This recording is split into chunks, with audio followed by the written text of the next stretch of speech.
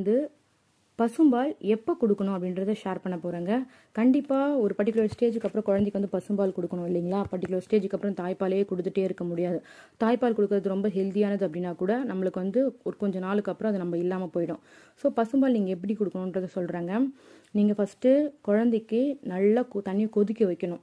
நல்லா கொதிக்க வச்சுட்டு அதில் பனக்கற்கண்டு ஆட் பண்ணோம், இல்லை வெல்லம், இல்லை கருப்பட்டி, இது 3 சுகர் ஆட் பண்ணக்கூடாதுங்க.